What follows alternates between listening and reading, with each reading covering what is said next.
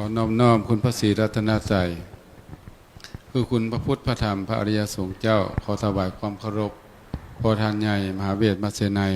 และก็พระเทรานุเถระคณะสงฆ์ทุกอาทุกองค์ขอความสุขความเจริญในศีลในธรรมจงบังเกิดมีแก่เท่าแก่ในโฮมการจัดตั้งพุทธบริษัททุกท่านทุกคนในมื้อนี้ก็รู้สึกว่าปิติยินดีที่ได้รับนิมนต์มาแม้ว่าจะได้รับนิมนต์ไว้แล้วก็ตอนเช้าก็ได้เฝ้ามาเนาะก็เมื่อกี้นี่ก็อาจารย์ศิสุขก็ได้ถามว่าความเป็นไปเป็นมาให้เวลาเท่าไหร่ขนาดโอ้20 นาทีนะ ก็จะได้ว่าหย่อๆเนาะอันนี้ก็อยากจะเท่าความมาให้สุดเลยความเป็นมาของพระไตรปิฎกนี่ยาวนานพระไตรปิฎกที่เราเห็นอยู่ตอนหน้านี่เนาะเมื่อกี้นี่เห็นเล่มนี้มีความเป็นไปเป็นมาจังใดก็อยากขอเท่าความมามันเป็นผลงานของบุคคลผู้หนึ่งที่บำเพ็ญบารมีหรือสร้างบารมีมาครบ30บารมี30นะแล้วก็ใช้เวลาระยะเวลาที่สังสมบารมีมานี่สาวาทรงไข่กับแสนกับก็ถือว่าบ่แม่นธรรมดากว่าจะได้มาตรัสรู้ธรรมนี้ใช้เวลาโดนนานก็สมควรจะได้นามว่าสัทธาเทวมนุษย์สานังหรือว่าพุทโธนะพุทโธเป็นพุทธสัมมาสัมพุทโธเป็นพุทธตรัสรู้ด้วยพระองค์เองสัทธาเทวมนุษย์สานังก็คือเป็นครูของเทวดาและมนุษย์หรือว่าครูของโลกศาสดาเอกของโลกก็จะได้มานี่ก็หมายความว่าก็จะมาตรัสรู้ธรรมคือ 84,000 พระธรรมขันธ์นี้ก็ยากแสนยากยาวนานได้สังสมอบรมบุญบารมีมาอันนี้ก็เมื่อตรัสรู้แล้วพระองค์ก็ได้เที่ยวจาริกไปในบ้านน้อยเมืองใหญ่ในขณะที่อยู่วัดพระเชตวันตลอดวันเลยทั้งวันทั้งคืน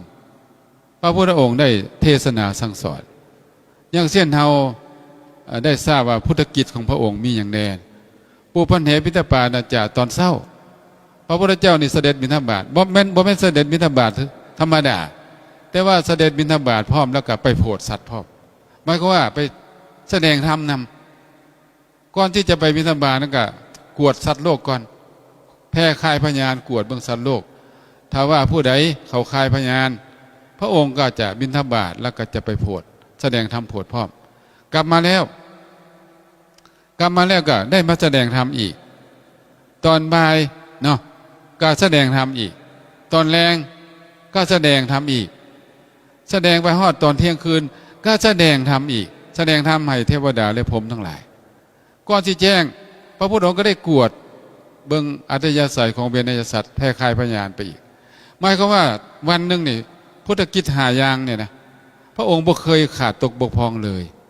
หมายความว่าแสดงธรรมทั้งกลางเวรกลางคืนอันนี้เชิงหลับ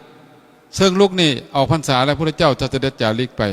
ตามบ้านต่างๆเมืองต่างๆแคว้นต่างๆทั่วที่ชมพูทวีปไปยังก็ไปแสดงธรรมไปเผยแพร่ศาสนาไปเผยแพร่พระธรรมคำสอนที่พระองค์ตรัสรู้มานั่นแหละวันนี้ไปใช้เวลาด่วนปานใดใช้เวลา45 พรรษา45 ปีทั้งกลางเวรกลางคืนแสดงธรรมยังเร่งด่วนว่าเถอะไปวันนี้ผลงานออกมาเนาะเมื่อมารวมแล้วความจริงนี่สังฆายนาหรือว่ารวบรวมพระธรรมวินัยเนี่ยเฮ็ดแต่สมัยพระพุทธเจ้ายังอยู่เลยเฮาระนับเอาสังฆายนาครั้งที่1ที่2ที่3ที่แท้แล้วนี่ท้ายพุทธกาลเนี่ยนะอยู่ในสังคีติสูตรทัสสุตตระสูตรนี่นะพระพุทธเจ้าเคยปรารภกับพระสารีบุตรเรื่องสังฆายนาเพราะว่ายุคนั้นศาสดามหาวีระหรือว่าครูของนิโคลนาถบุตรนี่นะเอาไว้ว่าอาจารย์ของซีเปื่อยนี่นะได้ตายไปเนาะเมื่อตายแล้ววันนี้นะบ่ได้รวบรวมคำสอนของมหาวีระหรือว่าศาสดานิโคลนี่นะวันนี้พอตายไปแล้วนี่คำสอนนี่กระจายลูกศิษย์ลูกหานี่ก็แตกแยกกันต่างคนต่างถือต่างคนต่างเอาต่างคนต่างก็เลยพิษเถียงกันเรื่องนี้พระสารีบุตรเห็นอันตรายเห็นว่าอันตรายถ้าว่าเฮาบ่เฝ้าสังฆายนาบ่เฝ้า รวบรวมพระธรรมวินัยให้เป็นหมวดเป็นหมู่ไว้ต่อไปนี้พระพุทธเจ้าดับขันธ์ปรินิพพานแล้วจะมีปัญหาพระสารีบุตรกับพระสงฆ์500ได้สังฆายนาอยู่ในสังคีติสูตรเฮ็ดจังไหนวิธีเพิ่นรวบรวมพระธรรมให้เป็นหมวดตั้งแต่หมวด1หมวด2หมวด3หมวด4หมวด5หมวด6หมวด7หมวด8หมวด9หมวด10เฮ็ดถึง10หมวดเนาะแล้วเมื่อเฮ็ดแล้วก็สูตรสาธยายพร้อมกันพระเจ้าประสงค์ก็สูตรนำเมื่อเสร็จแล้วก็ได้รายงานพระพุทธเจ้าพระพุทธเจ้าก็ประทานสาธุการอันนี้คือเป็นตัวอย่างเฮ็ดเป็นตัวอย่างไว้แต่ว่าคนที่จะเฮ็ดจริงเนี่ยบ่แม่นองค์นี้ต้องให้พระพุทธเจ้าผ่านไปก่อนปรินิพพานไปก่อนหมายความว่าได้เหตุซะก่อนเฮ็ดแล้วเฮ็ดมาแล้วนะแล้วก็บัดนี้หลังจากพระพุทธเจ้าปรินิพพานไปแล้วเพียง21วันเท่านั้นก็ได้สังฆายนาครั้งที่1โดยมีพระมหากัสสปะเป็นประธานได้รวบรวมธรรมวินัยให้เป็นหมวดเป็นหมู่หมายความว่าให้อ่านง่ายเป็นปิฎก3ปิฎกนี่นะก็บ่เว้ารายละเอียดเวลามันน้อยแล้วก็สังฆายนาครั้งที่2ครั้งที่3อยู่ที่อินเดียครั้งที่4ที่5อยู่ที่ลังกาครั้งที่4กับครั้งที่5ถือว่าสำคัญเด้สำคัญหลายจังได๋ว่าติครั้งที่1ที่2ที่3นี่สังฆายนาแบบปากเป้ามุขปะทะมุขปะทะและผู้ที่มาสวนแล้วก็ระดับหัวกะทิว่าสิไประดับอัจฉริยะบุคคลทรงพระไตรปิฎกแล้วก็ฟังก็จำได้เลยบ่ต้องไปคือพวกเฮาบัดนี้มาฮอดลังกาพระเทรานุเทระแล้วนั่นก็มาพิจารณาเบิ่งว่าต่อไปในอนาคตข้างหน้านี่นะกุลบุตรจะมีศรัทธาน้อยลงสติปัญญาน้อยลงเฮาควรจะจดลงไปในเป็นตัวหนังสือจะลึกเป็นตัวหนังสือก็เลยได้มาจดจานจะลึกลงในใบลานนี่ครั้งที่4ครั้งที่5นี่ถือว่าสำคัญแล้ววันนี้ต่อมาเนาะ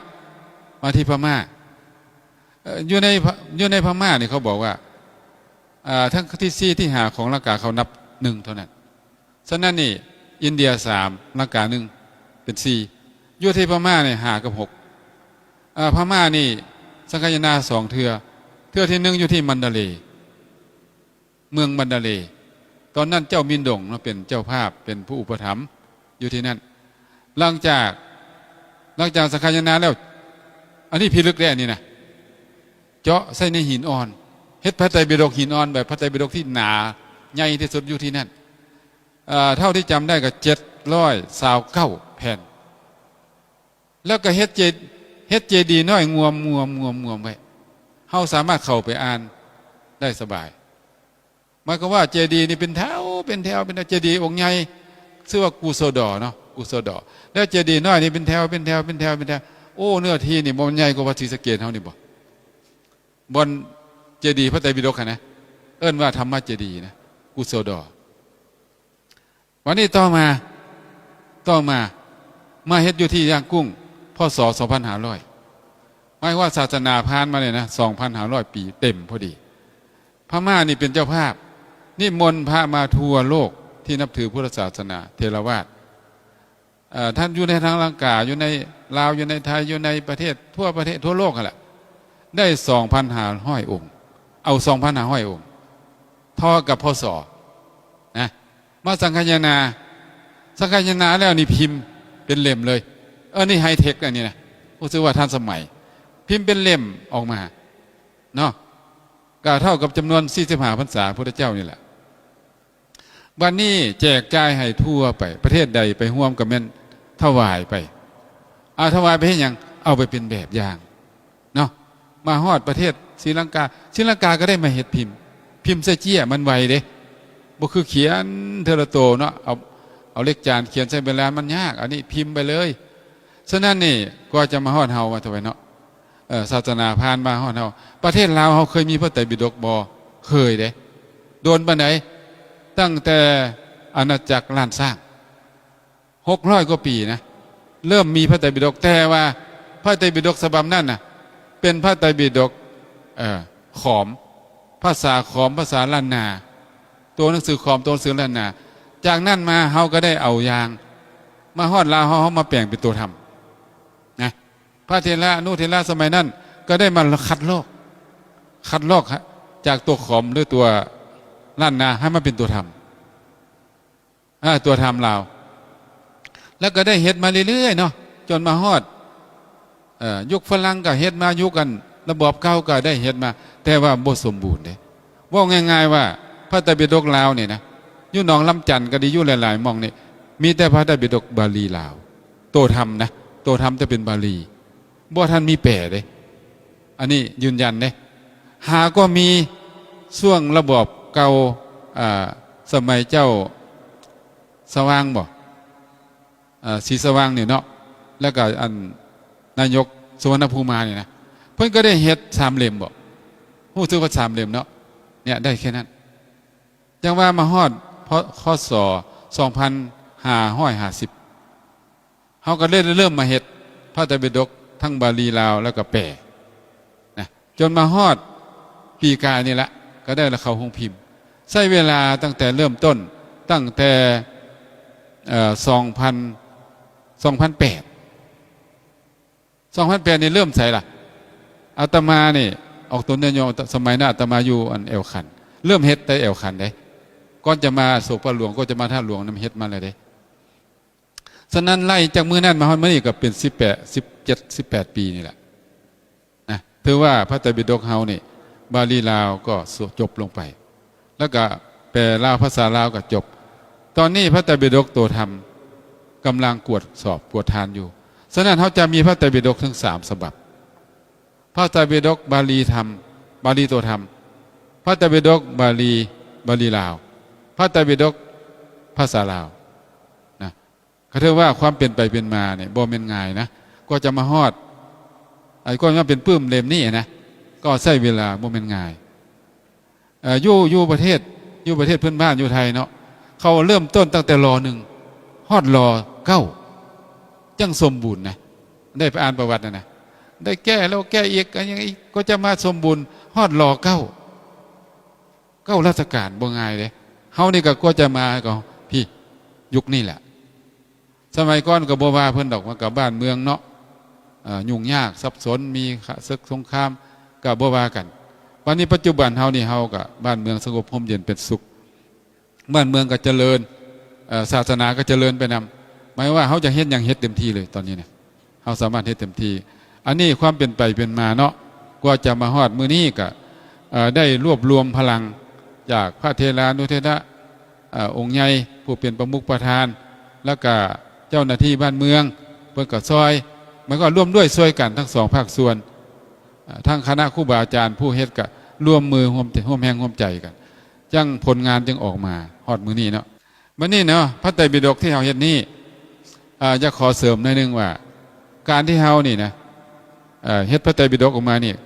ชื่อว่าเฮานี่ได้สร้างธรรมเจดีย์เด้ผู้ที่ได้บูชาไปบูชาไปเอาไปถวายตามวัดต่างๆเฮาก็ชื่อว่าเฮาได้สร้างธรรมเจดีย์สร้างจักองค์ล่ะสิเอาตามธรรมขันธ์บ่ถ้าเอาตามธรรมขันธ์ก็ 84,000 พระธรรมขันธ์ก็ 84,000 องค์นั่นแหละบางท่านมาคนขันนึงปันใดหลายปันใดเขาหน้าขันนึงเนี่ยนะธรรมขันนึงหลายข้อธรรมข้อนึงยกตัวอย่างเนาะอัตหิอัตโนนาโถตนแลเป็นที่พึ่งของตนอันนี้ก็ธรรมขันนึงกัมมุนาวัตติโลโกสัลโลกย่อมเป็นไปตามกรรมอันนี้ก็จัดว่าเป็นขันนึงใช่ไหมนะเป็นขันบางขันก็สั้นบางขันก็ยาวเนาะบางขันก็สั้นบางขันก็ยาวหัวข้อธรรมนึงใช่ไหมเอิ้นว่าธรรมขันธ์ฉะนั้นเนาะเฮาได้เอามาสักการะบูชาไว้ตามวัดเพื่อสักการะบูชาก็ได้เอามาสูตรสาธยายให้เกิดสติเกิดสมาธิก็ได้หรือว่าเอามาแห่ในงานต่างๆเช่นว่ากฐินอาตมาว่าเหมาะเด้ผู้ใดได้ช่วงเนี่ยนะเอาเก็บไว้จะเฝ้าถวายเด้อว่าถวายบุญกฐินแล้วก็มาแห่พร้อมแล้วก็งานวันสำคัญเช่นว่าวันมาฆวิสาขะอาสาฬหะวันสำคัญหรือว่าบุญท่านหลวงก็อยากให้แห่พระไตรปิฎกนำหน้าแล้วก็ค่อยแห่ประสาทเพิงไปนำเฮ็ดเป็นประเพณีสุปีแล้วก็เอามาสูตรถ้าบ่มีเวลาหลายมื้อก็ให้เอาสัก3 มื้อเอามื้อละปิฎกมื้อนี้พระวินัยปิฎกมื้ออื่นก็เอาพระสูตรตันตปิฎกมื้อต่อไปก็เอาพระอภิธรรมปิฎกสูตรได้สำใดเอาสำนั้นใ ให้เป็นประเพณีนะอันนี้นี่เว้าเรื่องบาลีเด้แต่ถ้าเว้าเรื่องแปลนะควรจะเอาไปอ่านเองควรจะเอาไปไว้ทุกครอบครัวเอาไปอ่านศึกษาแล้วก็ถ้าอยู่ที่ตามวัดก็ให้ครูบาอาจารย์เอามาเวลาไหว้พระสวดมนต์แล้วก็มาอ่านสู้กันฟังแล้วก็เอาไปแสดงในงานต่างๆเอาปื้มนี่แหละไปอ่านเลยนะครูบาอาจารย์อยู่ตามวัดต่างๆก็ให้เอาไปอ่านส้นโตนะเอาไปอ่านเปิดอ่านเลยแล้วก็สอนพระสอนโยมให้อ่านบ่ให้พระธรรมวินัยพระเจ้าอยู่ในตู้บ่ให้ขังเพิ่นไว้บ่ให้กักขังเพิ่นไว้ให้ปล่อยเพิ่นออกมาเนี่ยกว่าเขาจะเอาออกครับพระธรรมคำสอนออกมานี่นะพระธรรมคำสอนนี่อยู่ในโตของพระพุทธเจ้าเด้บัดนี้เขาดึงออกมาเพิ่นเป็นคนดึงก่อนเพิ่นไปสอนเอาพระธรรมคำสอนอยู่ในโตเพิ่นออกเผยแพร่ออกมาแล้วก็พระเถระเหล่านั้นก็ได้ทรงจำโดยเฉพาะพระอานนท์เป็นผู้อยู่ใกล้ชิดติดแท้พระพุทธเจ้าเป็นอุปถากพระพุทธเจ้าพระพุทธเจ้าไปใส่กับไปด้วยถ้าพระพุทธเจ้าถ้าบ่ได้ไปนำพระพุทธเจ้าก็ขอพรไว้พระองค์ไปแสดงธรรมอยู่หม้องใดก็ให้มาแสดงให้เขาน้อยฟังฉะนั้นพระอานนท์จะเก็บกรรมธรรมะพระพุทธเจ้าไว้ปั๊ดคำว่าเอวเมสุตังแปลว่าอย่างข้าพเจ้านะข้าพเจ้าชื่อว่าอานนท์นี่นะเอวเมสุตังได้ฟังมาแล้วอย่างนี้ข้าพเจ้าคือพระอานนท์ได้ฟังมาอย่างนี้ฉะนั้นเนี่ยธรรมะอยู่ในพระอานนท์บัดนี้นี่ต่อมาเนาะคือว่าประเทศศรีลังกาเนี่ยนะเห็นว่าโอ้ต่อไปนี่นะครูบาอาจารย์ที่มีความรู้ทรงพระไตรปิฎกนี่มรณภาพไปหรือว่านิพพานไปเนี่ยนะแล้วก็ความรู้นี่ก็จะหมดไปก็เลยมาจดใส่ใบลานนี่แหละบัดนี้จะมาจดใส่ใบลานแล้วก็ไว้ในตู้เป็นธรรมะเจดีย์อยู่ในตู้ออกมานอกคนไปแต่ก่อนอยู่ในคนเลยที่หาธรรมะนี่ต้องไปหาคนไปอาราธนาเพิ่นเดี๋ยวนี้เขาบ่ต้องละเขาเอามาออกมานอกคนอยู่ในตู้สามารถอ่านได้เลยถ้าพอไปเป็นไปได้เนาะเอามาใส่ USB เอามาใส่แมมหรือเอามาใส่อันเครื่องเสียงเนี่ยนะเฮ็ดพระไตรปิฎกเสียงฟังอันนี้ก็แห้งทันสมัยไปอีกแม่นบ่ล่ะฉะนั้นอยากให้ธรรมะของพระพุทธเจ้านะซอยกันเผยแพร่อยู่ในพระสูตรพระพุทธเจ้าได้ตรัสจังซี่โชตเยภาจเยธัมมังปักกันเหอิสินังทัสสังเป็นต้นนะเพื่อนบอกว่าให้พุทธบริษัทซอยกันร่วมด้วยช่วยกันจังใดช่วยกันเผยแพร่เฮ็ดให้ศาสนาเจริญรุ่งเรืองโชตเยภาจเยธัมมังซอยกันบอกซอยกันสอนซอยกันเผยแพร่ซอยกันให้ศาสนานี้เจริญอาตมาจะให้พุทธศาสนาให้คำสอนพระพุทธเจ้าเข้าไปในใจคนออกจากพระพุทธเจ้าแล้วกลับมาอยู่ในปื้มออกจากปื้มจะให้เข้ามาสู่ใจพุทธบริษัทถ้าคนมีธรรมะแล้วนะมันบ่เฮ็ดซัวดอกคนมีธรรมะแล้วจังใดก็ได้บรรลุธรรมแน่นอนเฮ็ดจังใดมันสิออกมาเฮาก็ซอยกันคือเว้าเนี่ยเทคโนโลยีทันสมัยเดี๋ยวนี้นะเจ้านอนก็ฟังธรรมได้เจ้านั่งก็ได้เจ้าหูหนวกเจ้าก็สามารถหูพระไตรปิฎกได้เอามาฟังได้เจ้าขับรถอยู่ก็ฟังได้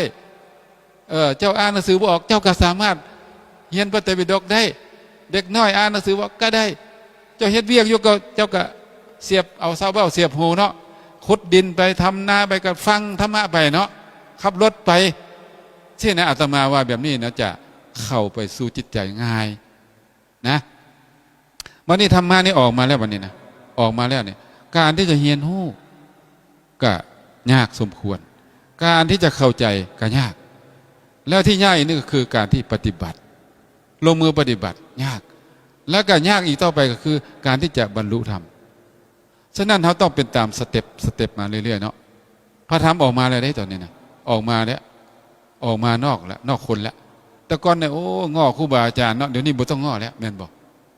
เพิ่นออกมาเลยดิให้ไปถ้ามันเป็นไปได้นะอยากให้ทุกวัดมีพระไตรปิฎกเพราะว่าที่ผ่านมาหลายปีได้ไปเกือบทั่วประเทศลาวแล้วแต่ละวัดละว่าไปแต่ละวัดบ่คือกันเนาะแต่ละบ้านบ่คือกันเฮ็ดบ่คือกันก็เลยถามว่าเป็นหยังคือเฮ็ดจังซี่พ่อแม่ครูบาอาจารย์พาเฮ็ดแนวนี้โอ้แสดงว่ามันบ่มีหลักบ่มีแก่นบ่มีคือบ่มีแปรอย่างเฮ็ดหยังก็เฮ็ดตามใจแล้วผู้ใดล่ะเป็นผู้ชี้นำก็คืออาจารย์ศิลวัตรเนาะ อาจารย์เก่าอาจารย์แก่ที่สิกขาละเพศเป็นผู้บงการเพิ่นมักแนวใดเพิ่นก็ไปจังซั่นอาตมาก็เลยว่าเฮาพิมพ์พระไตรปิฎกมาแล้วเฮ็ดจังได๋ดีเอาไปอ่านให้มันคือกันซะให้เฮ็ดคือกันเบิดทั้งประเทศนี่นะอย่าทุบว่าอาจารย์นั่นอาจารย์ที่มันหลายอาจารย์พุ่นเนาะเอาพระพุทธเจ้าองค์เดียวซะเอาพระพุทธเจ้าองค์เดียวมันจะได้คือกันซะเอาพระธรรมวินัยอันเดียวกันซะแม่นบ่ล่ะจังซี่นี่อาตมาว่าโอ้เป็นเอกภาพแล้วก็ตรงซะด้วยตรงเข้ามาตรงแต่ก่อนนี่อาจารย์องค์นี้มักแนวใดก็เว้าไปนั้นบ่ได้ตรงกับพระธรรมวินัยพุทธเจ้าเด้ฉะนั้นต่อไปนี้เฮาจะต้องเผยแพร่คือว่าล่ะเอาธรรมะของพระพุทธเจ้านี่มาเข้าไปในสมองหลายปีที่ผ่านมาเนาะอาตมาได้ยินข่าวว่ามีนักเศรษฐศาสตร์การเงินอยู่ที่ประเทศอเมริกาเก่งประเทศไทยเขาก็เชิญมาชั่วโมงนึง50,000 บาทเว้าเรื่องเศรษฐกิจเว้าเรื่องเงินนี่นะบัดนี้ลาวเขาก็ได้ขอเชิญมาเขาให้เวลาลาว1 นาทีเท่านั้นไทยนี่1 ชั่วโมงลาวได้1 นาทีมัน50,000เด้เนาะเขาจะเอาเงินใส่ไปจ่ายเขาล่ะเขาให้ถามนาทีนึงนะก็เลยคัดเลือกผู้ถามที่ถามอันใดได้ผู้นึงเราเขียนปัญหาออกมาเราสิถามว่าจังซี่เฮ็ดจังใดประเทศลาวสิเจริญเราสิถามจังซี่ผู้ใดก็เห็นดีคือว่าตรงประเด็นก็ตั้งปัญหาถามเราบอกว่าเฮ็ดจังใดประเทศลาวจังสิเจริญศาสตราจารย์ผู้นี้นะตอบว่าเอาความรู้ใส่สมองคนลาวประเทศลาวที่เจริญตอบเท่านี้จบไปวับเจ้านี่วับฉะนั้นเฮานี่นะเฮากับประยุกต์เอาเนี่ยเฮ็ดจังใดเฮาจังเจริญด้วยศีลด้วยธรรมจะเข้าใจธรรมะเฮาก็เอาธรรมะเข้าสมองคือกันแม่นบ่เฮาเอาธรรมะเข้าไปในสมองนี่เข้าไปในใจนี่แล้วก็ประเทศลาวก็เจริญด้วยศีลด้วยธรรมสงบร่มเย็นเป็นสุขในที่สุดตัวเฮานี่กิเลสธรรมะเข้าไปในใจให้ได้กิเลสลดน้อยถอยลงในที่สุดก็จะได้บรรลุมรรคผลนิพพานคือพระสัมมาสัมพุทธเจ้าพระอริยสาวกที่ผ่านมาเป็นตัวอย่างเนาะก็พระไตรปิฎกนี่รู้สึกว่าใหญ่เนาะเหมือนทะเลเหมือนมหาสมุทรการที่เขาจะท่องเที่ยวให้ทั่วนี่เป็นไปได้ยากสำหรับกระต่ายตัวน้อยๆขาสั้นๆนี่นะสิมาลอยท่องเที่ยวในมหาสมุทรเป็นเรื่องยากฉะนั้นนี่เขาก็ควรจะเอาสูตรใดสูตรหนึ่งที่มันเหมาะสมกับเฮาเพราะว่าพระธรรมวินัยพระเจ้าเป็นอย่างว่าค่อยหลาย 84,000 พระธรรมขันธ์พระพุทธเจ้าได้ตัดตามอัตยาศัยของเวนยสัตว์เวนยสัตว์มีอัตยาศัยหลายกว้างขวางพระเจ้าก็ได้แสดงตามนั้นแท้ๆแล้วนี่นะพระไตรปิฎกนี่บ่ได้หลายนะมี3 ปิฎกเนาะพระวินัยปิฎกพระสุตตันตปิฎกพระอภิธรรมปิฎกพระวินัยปิฎกก็ศีลพระสุตตันตก็เว้าเรื่องสมาธิพระอภิธรรมก็เว้าเรื่องปัญญาคือไตรสิกขา3นั่นเองถ้าว่าเขาเอาสิกขา3มาปฏิบัติศีลสมาธิปัญญาพอบ่เข้าใจได้บ่มันน่าจะเบาเด้หรือว่าถ้าท่านทั้งหลายรู้สึกว่า3 ข้อนี้ยังหนักแม่นบ่เอาข้อเดียวได้บ่ล่ะเอาสติตัวเดียวเฮ็ดอีหยังก็อย่าให้มีสติหรือว่ามีสติในการเฮ็ดอย่างทุกอย่างเจ้าจะเฮ็ดเวียกเฮ็ดงานได้อันนี้จะขอยกตัวอย่างเนาะเพิ่นเว้าไว้ในพระสูตรในมานครสาวัตถีมีพระอริยบุคคล7 โกฏหนึ่ง10 ล้านเป็น70 ล้านเพิ่นบอกว่ามีพระอริยบุคคล5 โกฏกับ50 ล้านพระอริยบุคคลนะตั้งแต่โสดาบันขึ้นไปมีถึง50 ล้านและนครพาราณสีนครราชคฤห์แต่ละนครก็เป็นรูปแบบนี้มันนี่คนพวกนี้นี่เขาเฮ็ดอีหยังแดบ่แม่นมีครอบมีครัวบ่เฮ็ดให้เฮ็ดนาบ่ค้าขายค้าขายเฮ็ดให้เฮ็ดนาเฮ็ดเวียกเฮ็ดงานคือกันแต่ว่าเป็นอย่างเขาใครได้บรรลุธรรมเพราะว่าศีลสมาธิปัญญาเขาปฏิบัติวันนี้นี่แคว้นกุลุพระพุทธเจ้าไปแสดงสติปัฏฐานอยู่ที่แคว้นกุลุชาวกุลุนี่บ่เว้าเรื่องหยังเว้าแต่เรื่องการปฏิบัติเฮ็ดให้เฮ็ดนาอยู่กับสนทนาเรื่องปฏิบัติเดินย่างสวนกันนี่นะพระตู้เมื่อคืนนี้ปฏิบัติข้อใดข้อกายลานเดชนะข้อเวทนาเอาสาธุ ถ้าบอกว่าเมื่อวานเมื่อคืนนี่นะเมื่อยบ่ได้ปฏิบัตินอนเขาเจ้าก็สิเว้าให้เลยว่าเกิดมานี่บ่เกิดประโยชน์บ่มีประโยชน์หยังเลยพระพุทธศาสนาพระพุทธเจ้าอุบัติขึ้นมาเนี่ยบ่เป็นประโยชน์ต่อท่านนี่เป็นคนประมาทนอนหลับทับสิทธิ์บ่มีประโยชน์บ่มีสาระบ่มีกระจายเขาจะเว้าให้แนวนี้แสดงว่าคนเรานี่นะเฮ็ดหน้าที่สองเฮ็ดงานทั้งโลกทั้งธรรมไปพร้อมกันศีลก็มีเนาะทานก็ให้ศีลก็รักษาภาวนาก็เจริญไม่ก็ว่าการจะปฏิบัติธรรมบ่ไม่จำเป็นต้องไปนั่งหลับตาอยู่ในห้องปิดประตูขังตัวเองอดข้าวอดน้ำมันบ่แม่นจังซั่นถ้าเป็นจังซี่นี่เอาคนเมืองต่างๆเรานี่สิเป็นพระอริยบุคคลได้จังได๋สิเอาเวลาได้ไปฟังธรรมแสดงว่าเขาปฏิบัติธรรมเป็นประจำหรือว่าเป็นชีวิตประจำวันชีวิตประจำวันเลยปฏิบัติธรรมแบบชีวิตประจำวันฉะนั้นนี่นะคนพระนครสาวัตถีนี่ซี่แบบนี้บ่ผิดเลยมีแต่พระอริยบุคคลหมายความว่า70 ล้านน่ะเหลือ20 ล้าน20 ล้านนี่บ่แม่นสิบ่เปลี่ยนได้ยังบ่ทันเปลี่ยนซื่อๆได้เดี๋ยวต่อไปอาจสิเปลี่ยนได้ฉะนั้นนี่นะถ้าเฮ็ดจังซี่นะถ้าผู้ใดก็อย่าเอาธรรมวินัยพระพุทธเจ้าเอาแบบง่ายๆเอาง่ายๆคือศีลสมาธิปัญญาไตรสิกขาแต่ก่อนเก่าย่อมาจากมรรค8มรรค8ก็คือสัมมาทิฏฐิสัมมาสังกัปโปสัมมาวาจาสัมมากัมมันโตสัมมาอาชีวะสัมมาวายโมสัมมาสติสัมมาสมาธิปัญญาพ้นย่อมาศีลสมาธิปัญญาถ้าจะให้สั้นกว่านี้ก็เอาสติตัวเดียวก็ได้มีสติในการเบิ่งในการฟังในการดมกินชิมรสสัมผัสทุกอย่างคิดนึกมีสติในการคิดมีสติในการว่ามีสติในการเฮ็ดครบหรือยังพอหรือยังเจ้าจะเฮ็ดยังก็เฮ็ดบ่เกี่ยวอาตมาได้อ่านประวัติหลวงพ่อสามีพระฝรั่งเพิ่นต่อต้านการกวดตาดเนาะพระหลวงพ่อสาเนี่ยไปเบิ่งได้เกี้ยงบ่มีใบไม้หล่นพระฝรั่งนี่บ่เฮ็ดเพราะว่าไปกวดที่หยังมันสะอาดอยู่แล้วต่อต้านหลวงพ่อสาได้ยินข่าวก็เลยย่างมาเอามือซี่ซะนี่กวดใจได้บ่แม่นกวดแต่ขี้ฝุ่นบ่แม่นกวดแต่ว่ากวดใจพี่แสดงว่าปฏิบัตินะเวลากวดตาก็ต้องมีสติอาบน้ำก็มีสติกินเขาก็ต้องมีสติบ่แม่นการบรรลุธรรมต้องมานั่งบ่นิ่งบ่ติ่งบ่แม่นบ่นี่เฮานี่นะเพราะความบ่เข้าใจเวลาอาบน้ำก็ฟ้าวอาบเวลาหยังก็ฟ้าวเพื่อหยังล่ะเพื่อไปย่างจงกรมเพื่อไปนั่งสมาธิเป็นหยังเฮาบ่เริ่มต้นแต่ตอนอาบน้ำตอนนี้ไปเฮามีสติฝึกสติไปเป็นจังได๋สิบ่ดีกว่าว่ะแม่นบ่ล่ะแปลว่ามืออาชีพปฏิบัติแบบมืออาชีพเลยบ่มีเข้าบ่มีออกหมายความว่าเฮ็ดแบบนี้ไปเลยเหมือนชาวเมืองที่เว้าผ่านมานี่อันนี้ก็ขอยกตัวอย่างเนาะสมัยก่อนพระติสสะเป็นลูกเศรษฐีได้มาบวชพอมาบวชแล้วโอ้โหเฮ็ดอันนั้นก็บ่ได้อันนี้ก็ผิดอันนี้ก็ผิดอันนี้ก็ผิดตายแล้ว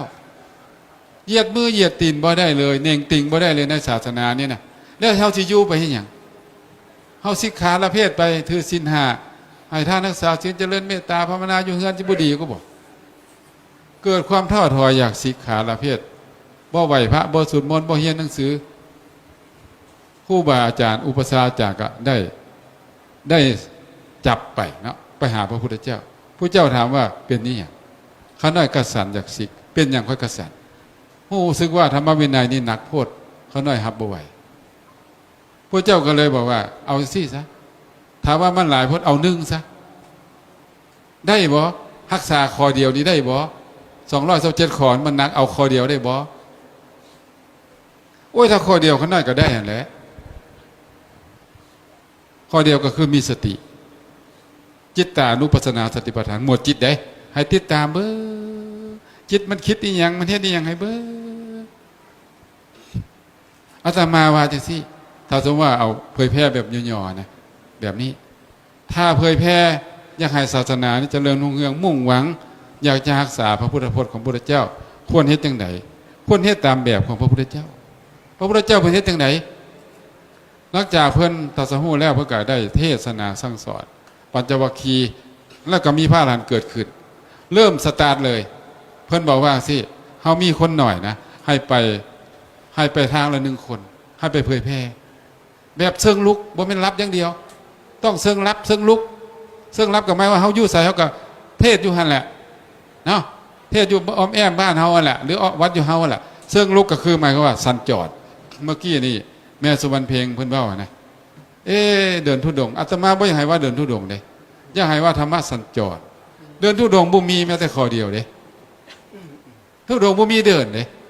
แม่นบ่ล่ะให้ว่าธรรมะสัญจรหรือว่าธรรมะสัญจรหรือว่าธรรมะจริก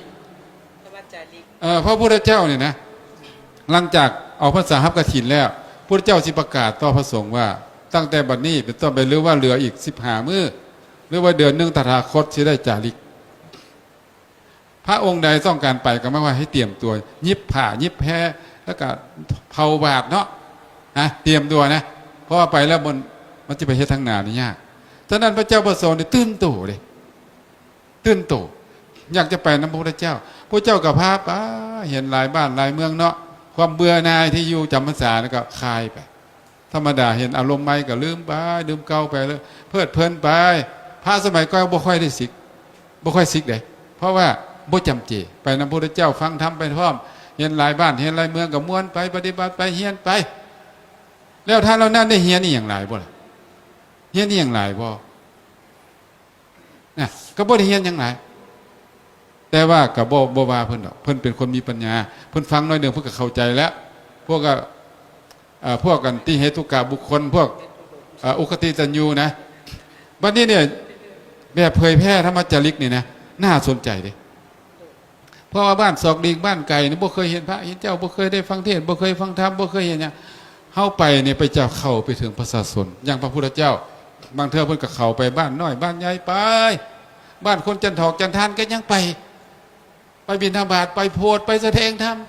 เข้าถึงประชาชนอย่างแท้จริงเลยจังสั้นไหน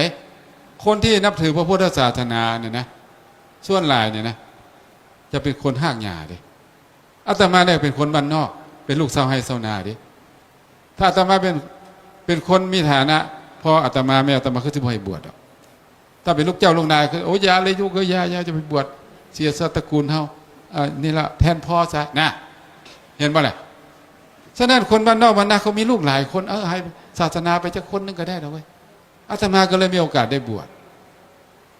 แล้วก็คนแบบนี้นะไปเป็นคนซอยงานศาสนาจึงว่าศาสนามันเจริญยากเป็นไงเขาเจริญยากพี่น้องก็บ่มีพี่น้องร่ำรวยบ่มีอยากเห็นอย่างกับแพรประกาศเด้อเฮ็ดห้องน้ำเด้อข้าน้อย20,000ข้าน้อย10,000โอ้แต่ถ้ามีญาติพี่น้องรวยๆมันบ่ล่ะสิเฮ็ดห้องน้ำเด้อเขาน้อยเฮ็ดให้เลยเหมาเลยสิเฮ็ดซีมเขาน้อยเฮ็ดให้เลยเป็นจังได๋ข้าน้อยอาตมาต้องการเฮ็ดแบบนี้โครงการนี้นะจัดการให้เลยสมัยก่อนเป็นจังได๋ผู้รับอันสนับสนุนน่ะเจ้าพิมพิสารเจ้าปัดเสนเจ้ามีได้ระดับเจ้าแล้วก็มหาเศรษฐีอย่างอนาถาบิณฑิกาเศรษฐีนางวิสาขและเศรษฐีทั้งนั้นงานศาสนาที่ขับเคลื่อนบุคลากรทางฝ่ายพระก็มีพระพุทธเจ้าเป็นพระสารีบุตรพระโมคคัลลานะเป็นผู้ขับเคลื่อนพระโยมกับพระราชามหาเศรษฐีเป็นจังไดมีแต่คนอินเตอร์แม่นบ่มาฮอดเฮานี่เฮ็ดจังไดล่ะมีแต่ลูกตาสีตาสามมาบวชโอ้โหก็จะอ่านหนังสือออกก็จะเฮียนนี่ยังได้ก็จะบางเทื่อก็ไปห้ามไปเฮียนไปด้วยตัวเองบ่มีผู้ซอยผู้เหลือไปมนไปบิณฑบาตเอาหรือว่าไปกิจนิมนต์เอาจะได้เงินมาเฮ็ดค่าเทอมจังซี่มันเป็นจังไดล่ะมันบ่มีกองทุนสนับสนุนจังน้อยบ่เนี่ยมันได้เผยแพร่